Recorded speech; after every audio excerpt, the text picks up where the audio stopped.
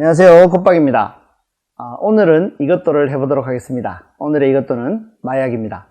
우리나라는 한때 마약 청정국으로 세계에서 부러움을 사는 나라였습니다. 그런데 안타깝게도 2015년 이후 마약 지수가 20을 넘어서 더 이상 마약 청정국이 아니라고 할 수 있습니다. 마약 지수라는 것은 인구 10만 명당 검거된 마약류 사범의 숫자인데, 이것이 20이 넘어가면 마약을 통제할 수 없는 사회에 진입했다고 볼 수 있다고 합니다. 대검찰청이 공개한 통계에 따르면 2020년 적발된 마약류 사범수는 18,050명이고 통상 적발되지 않은 상습 투여자들이 20에서 30배 정도 있다고 보기 때문에 최대 54만 명가량이 상습 투약하고 있다고 추정됩니다. 우리나라 인구를 5천만으로 볼 때 54만 명 이상이 마약 상습 투약자라면 우리나라의 마약 지수는 20을 넘는 수치라 할 수 있겠죠.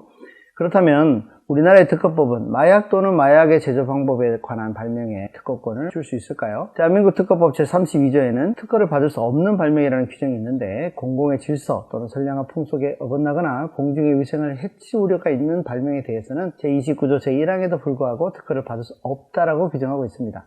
마약은 선량한 풍속에 어긋날 뿐만 아니라 공중의 위생을 해칠 우려가 있는 것이어서 마약에 관한 발명은 특허를 받을 수가 없습니다. 그렇다고 마약과 관련된 발명들이 모두 거절되는 것은 아닙니다. 우리나라에 마약과 관련된 발명들은 약 90여 개 정도가 있는데, 그 종류로는 투약자로부터 마약류 약물을 검출하는 시약 기술, 마약의 농도를 측정하는 기술, 또는 마약 치료제 및 마약 중독 예방 치료제와 같은 기술들이 특허 출원 등록되어 있습니다.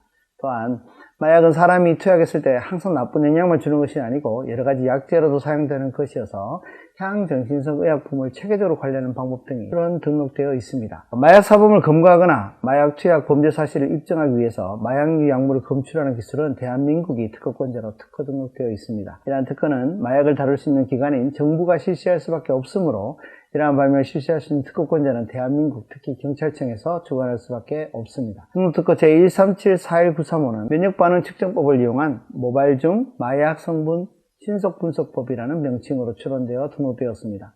이 발명의 발명자를 살펴보면 정재철, 임문교 등이 있는데, 이분들은 모두 대검찰청 법화학실에서 근무하는 사람들입니다. 공무원은 자신들의 직무에 관한 발명을 할 경우에 그 특허권은 대한민국 정부로 기속되고, 직무발명자들은 직무발명 제도에서 일종의 인센티브를 받을 수 있습니다. 이 등록특허의 특허등록 원부를 살펴보면 최종 권리자는 대한민국이고 관리청은 특허청장이며 승계청은 검찰총장으로 되어 있습니다. 즉, 대한민국의 검찰청에서 이 특허를 실시할 수 있는 권리를 갖는다는 것입니다. 이 특허의 내용을 살펴보면 세척하는 단계, 모발 시료를 액상화하는 단계, 원심 분리기로 분리하는 단계, 마약 성분을 정량하는 단계를 포함하는 면역 반응 측정법으로 구성되어 있습니다. 마약의 종류는 매우 다양합니다. 대표적으로 대마초의 일종인 해시시, 코카 식물잎에 추출되는 코카인, 아피언트 식물 씨앗에 추출되는 오피움, 오피움에서 추출되는 아편, 선인장 등 일부 식물에서 추출되는 메스칼린, 합성화학 제품으로 암페타민 즉 헤로인이 있습니다.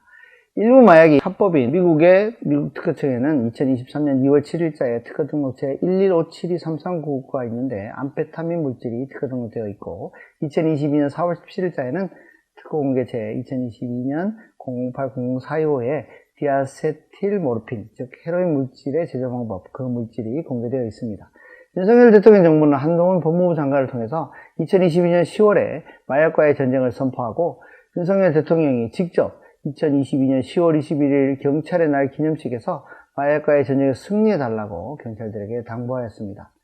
최근 대한민국에서 마약이 많이 유행하는 이유에 대한 명확한 답은 없지만 코비드19의 대유행이 영향이 크다고 볼 수 있습니다. 여러분은 마약을 꿈에도 생각하지 않았으면 합니다. 특히 대한민국에서는 마약을 소지하고만 있어도 불법이 되기 때문에 일찍 금하시는 것이 좋겠죠. 또한 마약은 대한민국에서 특허로 허락되지 않지만 마약 중독을 치료하는 치료제 또는 마약 유통을 관리하는 방법 등의 다양한 발명은 특허를 받을 수 있으니까 이러한 발명들을 많이 개발해서 건전한 사회를 만드는 데 기여하시기 바랍니다. 오늘의 이것도는 여기까지입니다. 시청해 주셔서 감사합니다.